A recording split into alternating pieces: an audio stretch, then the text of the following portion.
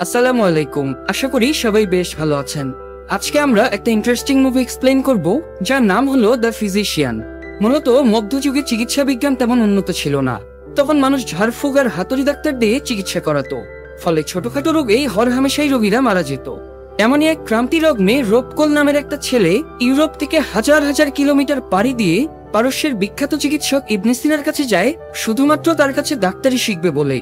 সিনেমায় রোপকলের স্ট্রাগলের পাশাপাশি আধুনিক চিকিৎসা বিদ্যায় আমাদের মুসলিম চিকিৎসক ইবনে সিনার অবদান সম্পর্কেও জানতে পারবেন। তাছাড়া সে সময়ের মানুষের অন্ধবিশ্বাস ও কুসংস্কারের সাথে লড়াই করে তারা কিভাবে চিকিৎসা বিদ্যার অভাবনীয় পরিবর্তন নিয়ে আসে, সেটাও এই সিনেমায় দেখতে পারবেন। তো আসুন আর কথা না বাড়িয়ে এক্সপ্লেনেশন শুরু করা যাক। সিনেমার শুরুতে 1011 সালের ইংল্যান্ড শহরকে দেখানো হয়। সেখানে একটা কয়লা খনিতে রোপকল নামের একটা কিশোর ছেলেকে কাজ করতে দেখা যায়। তো প্রতিদিনের মতো কাজ শেষে রোপকে এক টুকরো রুটি দেওয়া হয়। রুটি নিয়ে ফেরার পথে রোপ মানুষের ভিড় দেখে সেদিকে এগিয়ে যায়। সেখানে একজন বারবার সবার উদ্দেশ্যে মার্কেটিং করে জানাচ্ছিল সে কি কি রোগ সারাতে পারে। আসলে মধ্যযুগের ওই সময়ে ডাক্তার তেমন ছিল না বললেই চলে। মানুষ ছোটখাটো রোগের জন্য এই বারবারদের দিয়ে চিকিৎসা করাতো। এরা সাধারণত দাঁত তোলা, হাত ভাঙা, পা ভাঙা, ক্ষত সেলাই এই ধরনের কাজগুলোই করত। মানে এরা এক প্রকার হাতুড়ি ডাক্তার ছিল আর কি। যাই হোক, রোব বাড়ি ফিরে মা এবং ছোট দুই ভাই বোনের সাথে রুটিটা ভাগাভাগি করে খেয়ে শুয়ে পড়ে। রাতে রোব ঘুম ভেঙে দেখে তার মা প্রচন্ড পেটের যন্ত্রণায় ছটফট করছে। রোব মায়ের গলার কাছে হাত দিয়ে ফিল করে তার মা মারা যাচ্ছে। আসলে রোবের একটা স্পেশাল পাওয়ার বা বিশেষ ইন্দ্রিয় ছিল। সে মৃত্যু পথযাত্রী কারো গলায় হাত দিলে ফিল করতে পারত যে মানুষটা মারা যাবে। তো রোব দ্রুত ছুটে গিয়ে মায়ের চিকিৎসার জন্য সন্ধ্যায় রাস্তার পাশে দেখা সেই বারবারকে ডেকে আনে। কিন্তু চার্চের ফাদার ততক্ষণে খবর পেয়ে বাড়িতে চলে এসেছিল। তখনকার সমাজে শরীরে অস্ত্রোপচার করাকে কালো জাদু বা কুফরি কালাম হিসেবে মনে করা হতো। তাই ফাদার বারবারকে চিকিৎসার সুযোগ না দিয়ে তাড়িয়ে দেয়। ফলে একদম বিনা চিকিৎসাতে রোবের মা মারা যায়। এরপর পরের দিন ফাদারের উপস্থিতিতে রোবের ছোট দুই ভাই বোনকে গ্রামের একটা পরিবার দত্তক নেয়। পাশাপাশি তারা রোবের বাড়ির সব জিনিসপত্র দখল করে নেয়। কিন্তু রোব যেহেতু কিছুটা বড় হয়ে গিয়েছিল, তাই তার খাবারের যোগান দেওয়া ওই পরিবারের পক্ষে সম্ভব ছিল না। তাই তারা রোবকে দত্তক নেবে না বলে জানিয়ে দেয়। ফাদারও তখন রোবকে তার নিজের পথ খুঁজে নিতে বলে। ফলে রোব এবার পুরোপুরি এতিম হয়ে যায়। তো আশ্রয়ের জন্য রোব এবার সেই বারবারের কাছে যায়। বারবারদের নির্দিষ্ট কোনো বাড়িঘর ছিল না। এরা ভবঘুরের মতো বিভিন্ন অঞ্চলে ঘুরে বেড়াতো আর মানুষের চিকিৎসা করত। তাই বারবার এই সময় চলে যাবার জন্য জিনিসপত্র গোছাচ্ছিল। তাছাড়া গত রাতের অপমানের জন্য সে রোবের উপরে আপসেট হয়েছে। তাই সে রোবকে সাথে নিতে চায় না।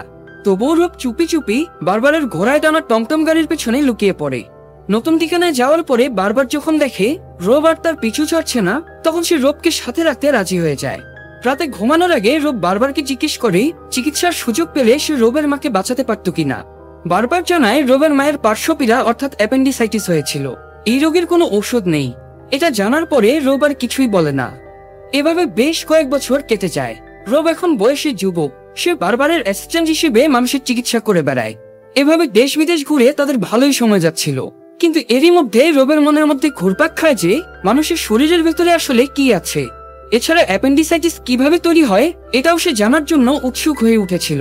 এই জন্য সে বারবারকে বলে তাদের একটা লাশ কেটে দেখা উচিত, মানুষের শরীরের ভেতরে আসলে কি কি থাকে। কথাটা শুনে বারবার আটকে উঠে এবং নেক্সট টাইম এরকম চিন্তা ভাবনা করতে বারণ করে তাকে। কারণ একবার যদি এই কথা চার্চের ফাদাররা জানতে পারে, তাহলে তাদের শুলে চড়িয়ে পুড়িয়ে মেরে ফেলবে।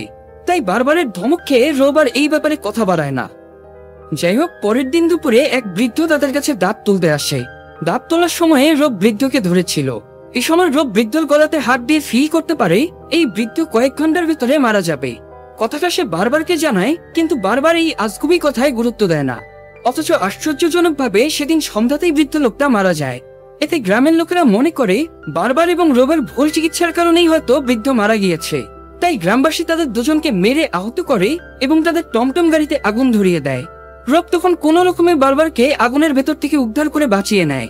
এরপর থেকে রোবের প্রতি বারবারের আলাদা একটা স্নেহের সৃষ্টি হয়। সে হাতে ধরে রোবকে তার জানা সব চিকিৎসা বিদ্যা শিখিয়ে দিতে থাকে। আর এভাবে আরো কয়েক বছর কেটে যায় এবং রোবও পরিপূর্ণ বারবার হয়ে ওঠে। কিন্তু বয়সের ভারে ততদিনে বারবারের চোখে ছানি পড়ে যায় এবং সে পুরোপুরি অন্ধ হয়ে যায়। এই সময় তাদের জানা মতে চোখের ছানি পড়া রোগেরও কোনো চিকিৎসা ছিল না। তবে ভাগ্যক্রমে তারা একজন ইহুদি ডাক্তারের খোঁজ পায় যে এই ধরনের রোগের চিকিৎসা করতে পারে। যদিও বারবার সেখানে যেতে চাইছিল না, তবুও রোব তাকে সেখানে জোর করে নিয়ে যায়। ইহুদি ডাক্তার জাস্ট কয়েক ঘন্টা অপারেশনের মাধ্যমেই চোখের ছানি ক্লিয়ার করে দেয় এবং বারবার ঠিক আগের মতো দৃষ্টিশক্তি ফিরে পায়। আর এই ঘটনাটা রবের জীবনের মোড়ই ঘুরিয়ে দেয়। সে ইহুদি ডাক্তারকে জিজ্ঞেস করে সে এই বিদ্যা কোথা থেকে শিখেছে। ডাক্তার তখন পৃথিবীর একটা ম্যাপ বের করে রবকে দেখিয়ে বলে, লন্ডন থেকে বহু দূরে, বলা চলে একদম বিপরীত সাইডে পারস্য দেশের ইস্পাহান নামের একটা জায়গা আছে। সেখানে বর্তমান বিশ্বের শ্রেষ্ঠ ডাক্তার ইবনে সিনার কাছে সে এই বিদ্যা শিখেছে। ইবনে সিনা সেখানে তার ছাত্রদেরকে আধুনিক চিকিৎসা বিদ্যা শেখান। এবার কৌতূহলী হয়ে রব জিজ্ঞেস করে, ইবনে সিনা কি অ্যাপেন্ডিসাইটিসের চিকিৎসা করতে পারেন? উত্তরে ইহুদি ডাক্তার জানায় উনি অনেক রোগের চিকিৎসা করতে পারেন। এটা শুনে রব উৎসুক হয়ে বলে উঠে যে সেও ইবনে সিনার কাছে গিয়ে চিকিৎসা বিদ্যা শিখবে। ইহুদি ডাক্তার তখন জানায় সেখানে পৌঁছানো মোটেও সহজ কাজ না, জায়গাটা এখান থেকে কয়েক হাজার কিলোমিটার দূরে। সেখানে যেতে চাইলে রবকে প্রথমে ইংল্যান্ডের দক্ষিণ উপকূলে যেতে হবে, এরপরে চ্যানেল পার হয়ে ফ্রান্সের মধ্য দিয়ে আফ্রিকায় যেতে হবে। আফ্রিকার উপকূল থেকে জাহাজে করে যেতে হবে মিশরে, আর মিশর পর্যন্ত পৌঁছাতে তার সময় লাগবে মিনিমাম 1 বছর। কিন্তু সেখানে পৌঁছানোর পরে তারা রবকে মেরে ফেলবে, কারণ ওখানে মুসলিম সাম্রাজ্য শাসন করছে। তাই সেখানে শুধুমাত্র মুসলমান এবং ইহুদিদের প্রবেশ অধিকার রয়েছে। আর রব যেহেতু খ্রিস্টান, তাই সে চাইলেও ওই এলাকায় ঢুকতে পারবে না। ডাক্তারের কথা শুনে রব খুবই আশাহত হয়। তবে চিকিৎসক হবার ভূত রবের মাথা থেকে কিছুতেই নামে না। সে বারবারকে জানায় সে ইবনে সিনার কাছ থেকে ডাক্তারি শিখে হাকিম হতে চায়, মানে আরবের বেদুইনরা ডাক্তারকে হাকিম বলতো আর কি। যদিও বারবার রবকে পারস্য যাবার অনুমতি দেয় না, তবুও রবের জেদ এবং অতিরিক্ত আগ্রহ দেখে শেষ পর্যন্ত বারবার তাকে যেতে দিতে রাজি হয়। বারবার নিজের রবকে ইংল্যান্ড উপকূল পর্যন্ত এগিয়ে দেয় এবং নিজের সঞ্চয়ের সবগুলো টাকা তাকে দিয়ে দেয়, যাতে রব নিজের স্বপ্ন পূরণ করতে পারে। এরপরে শুরু হয় রবের দীর্ঘ জার্নি। কয়েক মাসের দীর্ঘযাত্রার পরে সে মিশরের সীমান্তে এসে পৌঁছায়। প্রথমে সে একজন নাপিকের কাছে গিয়ে চুলদারি কামিয়ে নেয়। এরপরে রব একটা সাংঘাতিক কাজ করে ফেলে। যেহেতু মুসলমান বা ইহুদি ছাড়া কেউ মিশরে প্রবেশ করতে পারবে না, তাই সে নাপিতের কাছ থেকে একটা ধারালো ছুরি দিয়ে নিজেই নিজের খতনা করে ফেলে। মানে কি পরিমাণ ফোকাসড হলে মানুষ এমন করে। তো এরপর নিজেকে ইহুদি পরিচয় দিয়ে সে একটা ইহুদি কাফেলার সাথে ইস্পাহানের উদ্দেশ্যে যাত্রা শুরু করে। ইস্পাহান পৌঁছাতে তার 2 মাস সময় লাগবে, তাই সে কাফেলার সাথে থাকাকালীন ইহুদিদের বিভিন্ন নিয়ম কানুন শিখে ফেলে। যাই হোক, যাবার পথে তার একটা গ্রামের সামনে এসে পৌঁছায়। এই গ্রামের সবাই মৃত ছিল। গ্রামে সারি সারি লাশ পড়েছিল, তবে তাদের কোনো জিনিসের লুটপাট করা হয়নি। রব জানতে পারে এই এলাকায় সেলজুক নামের একটা সম্প্রদায় আছে। এরা মনে করে পাপীদেরকে শাস্তি দেবার জন্য সৃষ্টিকর্তা তাদেরকে দুনিয়ায় পাঠিয়েছেন। সেলজুকদের অর্থ সম্পদের উপরে কোনো লোভ নেই, কিন্তু তারা ভ্রান্ত বিশ্বাসের কারণে গ্রামের পর গ্রাম নির্মমভাবে মানুষদের হত্যা করে। রব আরেকটু এগিয়ে গিয়ে দেখে একটা বাচ্চা মেয়ে তখনও জীবিত আছে। বাচ্চাটা পরিবার হারিয়ে কাঁদছিল, তাই রবের বাচ্চাটার প্রতি মায়া হয় এবং সে বাচ্চাটাকে সাথে নিতে চায়। কিন্তু কাফেলার প্রধান অতিরিক্ত কাউকে সাথে নিতে বাধা দেয়। তখন কাফেলার ভেতর থেকে রেবেকা নামের একটা মেয়ে এগিয়ে আসে এবং সে বাচ্চাটার দায়িত্ব নিয়ে নিজের পালকিতে নিয়ে যায়। আসার পথে রব বেশ কয়েকদিন ধরেই রেবেকাকে নোটিস করছিল। আজকে রেবেকার এমন মহানুভবতা দেখে সে মুগ্ধ হয়ে যায়। সুযোগ পেয়ে সে রেবেকার সাথে কথা বলতে শুরু করে, কিন্তু কাফেলার প্রধান তাকে রেবেকার কাছ থেকে সরিয়ে দেয়, কারণ সে রেবেকাকে ইস্পাহানে একজন ধনী লোকের কাছে বিক্রির জন্য নিয়ে যাচ্ছিল। তবে সেদিন রাতে রেবেকা নিজেই রবকে দেখে নিজের তাঁবুতে নিয়ে যায়, কারণ বাচ্চা মেয়েটা জ্বরে কাঁপছিল। রব প্রাথমিক চিকিৎসা দিয়ে বাচ্চাটার জ্বর সারিয়ে দেয়। এতে রবের প্রতিও রেবেকার বেশ ভালো লাগা জন্মে। সারা রাত গল্প গুজবে তাদের বেশ ভাব জমে ওঠে। কিন্তু পরের দিন তাদের জন্য একটা সাংঘাতিক বিপদ অপেক্ষা করছিল। তারা মরুভূমির ভেতর দিয়ে যাবার সময় বালুঝড়ের কবলে পড়ে। ঝড় থামার পরে দেখা যায় পুরো কাফেলা লন্ডভন্ড হয়ে গিয়েছে। জ্ঞান ফেরার পরে রব দেখে সেখানে সে আর কাফেলার প্রধান ছাড়া আর কেউ নেই। রব চিৎকার করে রেবেকাকে ডাকতে থাকে, কিন্তু কোনো প্রতিউত্তর আসে না। তবে সে রেবেকার উল্টে যাওয়া পালকির পাশে রেবেকার বই খুঁজে পেয়ে সেটা তুলে নেয়।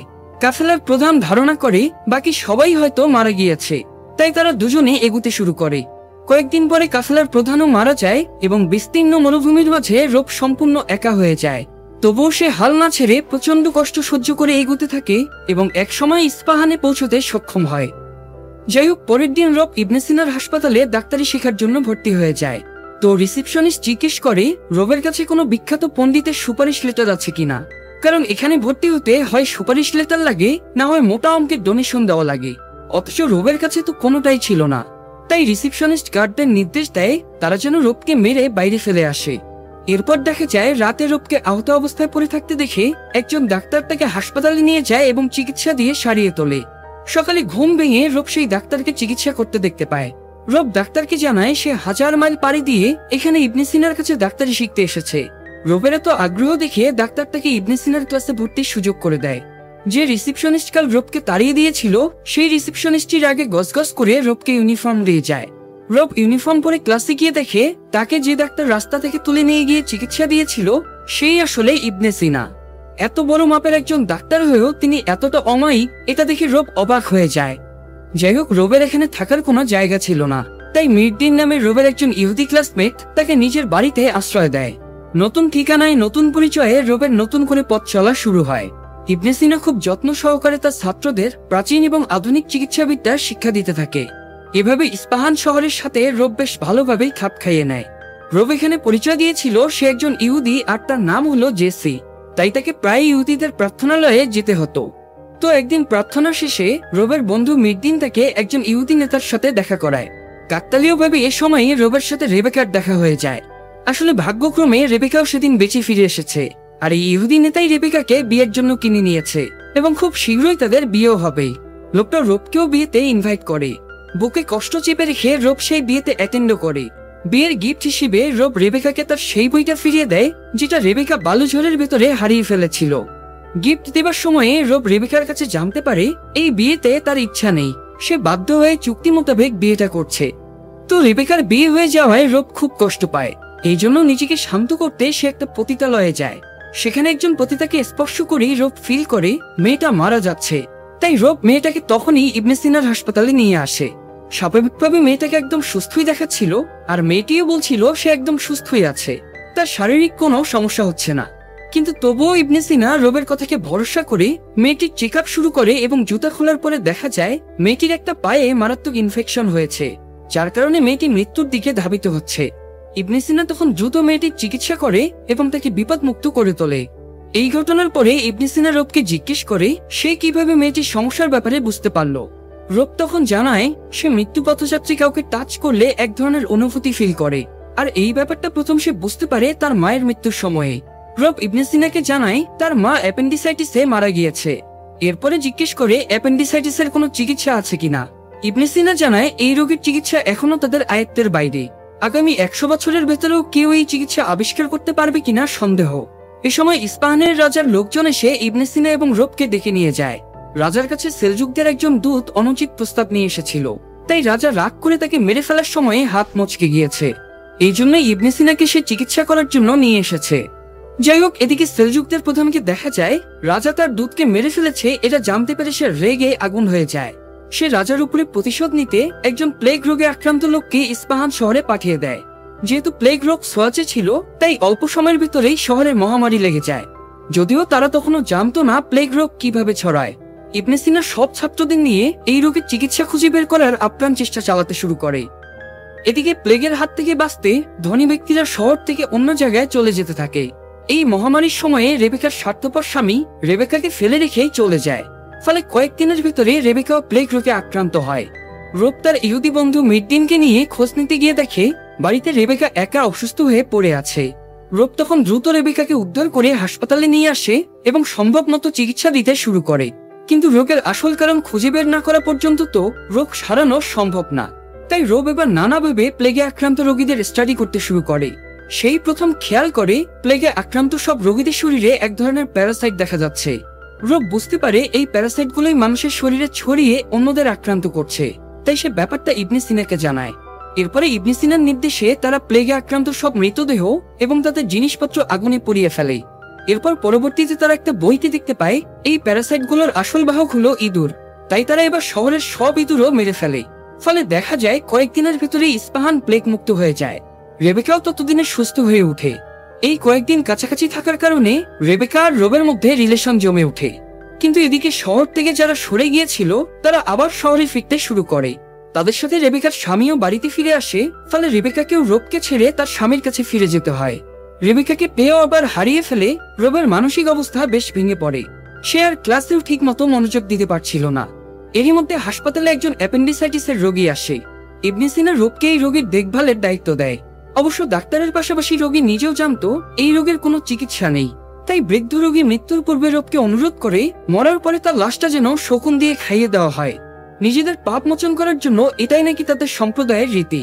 তো কয়েক ঘন্টার মধ্যেই রোগীটা প্রচন্ড পেটের যন্ত্রণায় বিনা চিকিৎসায় মারা যায়। রোব তখন ভাবে এই লোককে তো এমনিতেও শকুনে ছিঁড়ে খুঁড়ে খেয়ে ফেলবে, তার চেয়ে বরং আমি ওর শরীরটা কেটে দেখি মানুষের দেহে আসলে কি কি থাকে। তো রোব গোপন ঘরে লাশটার শরীর কেটে চামড়াগুলো সরিয়ে ফেলে, আর তখনই মানবদেহের জটিল রহস্য রোবের সামনে উন্মুক্ত হয়ে পড়ে। রোব এক এক করে শরীরের সব অঙ্গ প্রত্যঙ্গের ছবি এঁকে সেগুলো নোট করে রাখে। এরপরে রোব লোকটার পেটের ভেতর থেকে খুঁজে সেই অ্যাপেন্ডিক্সও বের করে আনে এবং বুঝতে পারে এটা শুধুমাত্র একটা মাংসের থলি, যেটার ভেতরে পুষ্টুস জমে মানুষের পেটে যন্ত্রণা হয়। আর এভাবেই অবশেষে রোব তার দীর্ঘদিনের কৌতূহল মেটাতে সক্ষম হয়। এদিকে রেবেকাকে দেখা যায় সে ফেরার পর থেকেই অসুস্থতার অজুহাত দেখিয়ে তার স্বামীকে কাছে ভিড়তে দিচ্ছিল না। তাই রেবেকার স্বামী চেক আপের জন্য মিডডিনকে নিয়ে আসে। মিডডিন চেক আপ করে বুঝতে পারে রেবেকা প্রেগনেন্ট। মিডডিন হাসপাতালে রেবেকা এবং রোবকে কাছাকাছি দেখেছিল, তাই সে এটাও বুঝে যায় বাচ্চাটার আসল বাবা রোব। অন্যদিকে রোবকে দেখা যায় সে লাশটা নিয়ে তখনও গবেষণা করছিল। এ সময় সেখানে রোবের এক মুসলমান ক্লাসমেট হুজুরদের নিয়ে চলে আসে। যেহেতু ওই সময়ে মানুষের শরীর কাটা কালো জাদু হিসেবে মনে করা হতো, তাই এই কাজটা সাংঘাতিক ক্রাইম বলে বিবেচিত হতো। এই জন্য তারা রোবকে ধরে তাদের ধর্মীয় নেতা মৌলভী সাহেবের কাছে নিয়ে যায়। ওই সময়ই আবার নিজের প্রেগন্যান্সির খবর দিতে রেবেকা রোবের কাছে যাচ্ছিল। সে দেখতে পায় রোবকে কারা যেন ধরে নিয়ে যাচ্ছে। দুর্ভাগ্যবশত রোবকে ফলো করে তার স্বামীও সেখানে চলে এসেছিল। সে বুঝে যায় রেবেকার সাথে রোবের কোনো চক্কর চলছে, তাই রেবেকাকে বাড়ি নিয়ে গিয়ে চাপাচাপি করতেই রেবেকা সত্যিটা স্বীকার করে নেয়। তখনকার সময়ে পরকীয়া করা ক্ষমার অযোগ্য অপরাধ ছিল। এই জন্য রেবেকাকে কি শাস্তি দেওয়া হবে এটা নিয়ে রেবেকার স্বামী অন্যান্য ইহুদিদের সাথে আলোচনায় বসে। এদিকে রোবকে মৌলভীর কাছে আনা হলে রোব দেখতে পায় হুজুররা ইবনে সিনাকেও ধরে এনেছে। রোব তাদের বোঝানোর চেষ্টা করে ইবনে সিনা এই কাজের সাথে জড়িত না, কিন্তু কেউ রোবের কথাকে গুরুত্ব দেয় না। হুজুররা অনেকদিন ধরে ইবনে সিনার মাদ্রাসা মানে হাসপাতালটাকে নাস্তিকের আস্তানার দোহাই দিয়ে বন্ধ করতে চাইছিল। আর এবার তো তারা একটা স্ট্রং কারণ পেয়েছে। রোব যে লাশটার পেট কেটেছিল তারা সেই লাশটাকেও প্রমাণ হিসেবে নিয়ে আসে। তাই মৌলভী সব বিবেচনা করে বলে আগামীকাল ইবনে সিনা এবং রোব দুজনকেই মৃত্যুদণ্ড দেওয়া হবে। তো বিচার কার্য শেষ করে দুজনকে জেলে ভরে দেওয়া হয়। যদিও নিয়ম ভাঙার কারণে ইবনে সিনা রোবের উপরে আপসেট ছিল, তবুও সে রোবকে জিজ্ঞেস করে বৃদ্ধ লাশটা কেটে সে কি দেখেছে। রোব জানায় তারা এতদিন বইতে মানবদেহ সম্পর্কে যা কিছু পড়েছে সবই ভুল। মানবদেহের ভেতরটা সম্পূর্ণ অন্যরকম। ইবনে সিনা তখন অত্যন্ত কৌতূহলী হয়ে আরো বিস্তারিতভাবে জানতে চাইলে রোব তাকে পাই টু পাই বর্ণনা করতে শুরু করে। পরের সিনে দেখা যায় ইস্পাহানের রাজা মৌলভীকে তার দরবারে তুলে নিয়ে গিয়েছে, কারণ কারো বিচার করার ক্ষমতা শুধুমাত্র রাজার রয়েছে। অথচ মৌলভী নিজে বিচারক সেজে ইবনে সিনা এবং রোবকে শাস্তি দিয়েছে। মৌলভী নিজেকে রাজার সমকক্ষ ভাবছে, এই ব্যাপারটা রাজা মানতে পারছিল না। তাই রাজা মৌলভীকে প্রচুর বকাঝকা করে নির্দেশ দেয় সে যেন ইবনে সিনা এবং রোবকে ছেড়ে দেয়। কিন্তু মৌলভী রাজার নির্দেশ অমান্য করে বলে সে সেলজুকদের সাথে বন্ধুত্ব করেছে। সেলজুকরা ইস্পাহানের সীমান্তে চলে এসেছে। হুজুর আর সেলজুকরা মিলে সব বিধর্মী এবং নাস্তিকদের শেষ করে ফেলবে। মৌলভীর এমন কথা শুনে রাজা রেগে গিয়ে তরবারি দিয়ে মৌলভীকে মারতে তেড়ে আসে, কিন্তু রাজা একটু এগুতেই উল্টে পড়ে যায়, কারণ তার পেটে প্রচন্ড যন্ত্রণা হচ্ছিল। আসলে রাজা নিজেও এখন অ্যাপেন্ডিসাইটিসে আক্রান্ত হয়ে গিয়েছে। যাই হোক, তবুও রাজা তার সৈন্যদের নির্দেশ দেয় তারা যেন ইবনে সিনা এবং রোবকে উদ্ধার করে নিয়ে আসে। তাই পরের দিন সকালে হুজুররা যখন দুজনকে শিরচ্ছেদ করে হত্যা করতেই যাবে, সেই সময় রাজার সৈন্যরা সেখানে পৌঁছে যায় এবং তাদের উদ্ধার করে রাজ দরবারে নিয়ে আসে। আসলে রাজা চাইছিল এরা দুজনে তার অ্যাপেন্ডিক্সের অপারেশন করুক এবং তাকে সুস্থ করে তুলুক, কিন্তু রোব বলে এটা অসম্ভব। আমি শুধুমাত্র মৃতদেহ কেটেছি, জীবিত মানুষের পেট কাটার পরে কেমন রিয়াকশন হবে এই ব্যাপারে আমার কোনো ধারণা নেই। রাজা তখন বলে সে যদি সুস্থ হতে না পারে তাহলে হুজুর আর সেলজুকরা ইস্পাহান দখল করে নেবে এবং সব ইহুদি খ্রিস্টানদের মেরে ফেলবে। তো এবার ইবনে সিনা এবং রোব রাজার অপারেশন করতে রাজি হয়। এদিকে রেবেকাকে শাস্তি হিসেবে গলা পর্যন্ত মাটিতে পুঁতে রেখে পাথর মেরে হত্যা করার প্রস্তুতি নেওয়া হয়েছিল। রোব মিডডিনের কাছে নিউজটা জানতে পেরে রাজাকে রিকোয়েস্ট করে সে যেন সেনা পাঠিয়ে রেবেকাকে উদ্ধার করে আনে। তো কথা মতো রাজার সেনারা গিয়ে রেবেকাকে উদ্ধার করে নিয়ে আসে। এরপরে রোব ইবনে সিনা এবং মিডডিনের সহায়তায় রাজার পেটে অস্ত্রোপচার শুরু করে। কিছুক্ষণ হাতটানোর পরে রোব রাজার পেটে অ্যাপেন্ডিক্সটা খুঁজে পায় এবং সেটা কেটে বাদ দিয়ে রাজার পেটটা সেলাই করে ব্যান্ডেজ করে দেয়। রাজার অপারেশনের শেষে রোব যতবারই রাজার মুখের দিকে তাকাচ্ছিল সে বারবার নিজের মাকে কল্পনায় দেখতে পাচ্ছিল। রোবের মতো এই সাহসটা যদি অনেক বছর আগে কেউ দেখাতো তাহলে তার মাকে বিনা চিকিৎসায় মরতে হতো না। যাই হোক, অপারেশনের পরে রাজার পেটে যন্ত্রণা একদম সেরে যায়, তবে অপারেশনের ধকলের কারণে সে যথেষ্ট দুর্বল হয়ে পড়েছিল। তবুও রাজা তার তরবারি নিয়ে যুদ্ধে যাবার জন্য রেডি হয়ে যায়, কারণ সেলজুকরা ততক্ষণে ইস্পাহানে ঢুকে তাণ্ডব শুরু করে দিয়েছিল। তারা নির্বিচারে মানুষ মেরে সব স্থাপনায় আগুন ধরিয়ে দিয়েছিল। তাদের প্রতিহত করতে রাজা তার সৈন্যবাহিনী নিয়ে যুদ্ধের ময়দানে চলে যায়, আর রব, ইবনে সিনা এবং অন্যরা পালানোর জন্য রাজমহল থেকে বেরিয়ে আসে। রব প্রথমে রেবেকাকে খুঁজে বের করে, তারপর সব ইহুদিদের নিয়ে ইস্পাহান থেকে বের হতে যাবে, তখন খেয়াল করে ইবনে সিনা তাদের সাথে নেই। সেই মুহূর্তে একজন রবকে জানায় সে ইবনে সিনাকে তার মাদ্রাসায় মানে হাসপাতালে দেখেছে। রব দ্রুত তখন ইবনে সিনার খোঁজে হাসপাতালে যায়। সেখানে গিয়ে দেখে সেলজুকরা হাসপাতালটাও আগুন ধরিয়ে পুড়িয়ে দিয়েছে, আর এই অগ্নিকাণ্ডের ভিতরে ইবনে সিনা অসহায় এবং হতাশ হয়ে বসে আছে। ইবনে সিনার কাছে রব একটা শিশি দেখতে পেয়ে সেটার ব্যাপারে জিজ্ঞেস করে। ইবনে সিনা উত্তর না দিয়ে রবের হাতটা ধরে নিজের গলায় রাখে। ইবনে সিনাকে স্পর্শ করতেই রব ফিল করে আর অল্প সময়ের ভিতরেই ইবনে সিনা মারা যাবে। আসলে ইবনে সিনা নিজের স্বপ্ন আর সাধনাকে এভাবে ধ্বংস হয়ে যেতে দেখে সহ্য করতে না পেরে বিষ খেয়ে নিয়েছে। ইবনে সিনা তার সারা জীবনের সঞ্চয় চিকিৎসা বিজ্ঞানের উপরে তার কালজয়ী বইটা রবের হাতে তুলে দিয়ে বলে, তুমি এখন থেকে হাকিম রবার্ট কোল। রব তখন বইটা নিয়ে কাঁদতে কাঁদতে বেরিয়ে চলে যায়। এদিকে যুদ্ধে সেলজুকরা রাজা এবং তার সৈন্যবাহিনীকে পরাস্ত করে ইস্পাহানের দখল নিয়ে ফেলে, আর মৌলভী সকল হুজুরদের নিয়ে সেলজুকদের প্রধানকে সিজদা করে তার আনুগত্য স্বীকার করে নেয়। নাউজুবিল্লাহ। রব অবশ্য ততক্ষণে রেবেকা এবং বাকি ইহুদিদের নিয়ে সেফলি ইস্পাহান থেকে বেরিয়ে যায়। এরপরে কেটে যায় বেশ কয়েক বছর। মুভির শেষ সিনে আমরা সেই বারবারকে দেখতে পাই যে রবকে লালন পালন করেছিল। বারবার এখনো আগের মতো হাঁকাহাঁকি করে রোগী খুঁজছিল, কিন্তু একটা রোগীও না পেয়ে সে বিরক্ত হয়ে যায় এবং বলে, এই শহরে কি কেউ অসুস্থ হয় না? তখন একটা 9-10 বছরের ছেলে বলে উঠে, এখানে অসুস্থ হলে সবাই হাসপাতালে যায়। প্রাচ্য থেকে ডাক্তার কোল এবং তার ইহুদি বন্ধুরা এসে এখানে একটা হাসপাতাল খুলেছে, তাই সব রোগীরা এখন হাসপাতালেই চিকিৎসা নেয়।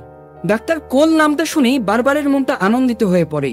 সে বুঝতে পারে রব তাহলে নিজের স্বপ্ন পূরণ করে পরিপূর্ণ হাকিম হয়ে এখানে ফিরে এসেছে। বারবার তখন ছেলেরার সাথে গল্প করতে করতে হাসপাতালের দিকে হাঁটা ধরে, আর এই চিন্তার মধ্য দিয়েই মুভিটা এখানেই শেষ হয়ে যায়। প্রিয় দর্শক, শেষ করার আগে একটা জিনিস ক্লিয়ার করে দেই, এই মুভিটা আমেরিকান লেখক নোয়া গর্ডনের দ্য ফিজিশিয়ান উপন্যাস অবলম্বনে তৈরি করা হয়েছে, তাই সিনেমায় দেখানো সব ঘটনা কিন্তু বাস্তবের সাথে মিল নেই। বিশেষ করে ইবনে সিনার ঘটনাগুলো তার বাস্তবিক জীবনের সাথে কোনো মিল নেই। তবে এখানে মধ্যযুগের যে সমাজ ব্যবস্থা দেখানো হয়েছে সেটা সত্য। বাস্তবের ইবনে সিনাকেও চিকিৎসা করতে গিয়ে এরকম অসংখ্য বাধার সম্মুখীন হতে হয়েছিল, তবে তবুও তিনি থেমে থাকেননি। এখনো 1000 বছর পরেও ওনাকে আধুনিক চিকিৎসা বিজ্ঞানের পথ প্রদর্শক হিসেবে মনে করা হয়। তাই সব দিক বিবেচনায় মুভিটা আপনাদের কাছে কেমন লেগেছে ভিডিওর কমেন্ট বক্সে তা জানিয়ে দিতে পারেন। এছাড়াও এরকম আরো মুভি এক্সপ্লেনেশন পেতে চ্যানেলটি সাবস্ক্রাইব করে বেল বাটনটি অল প্রেস করে রাখুন। সবাই ভালো থাকবেন, সুস্থ থাকবেন। আল্লাহ হাফেজ।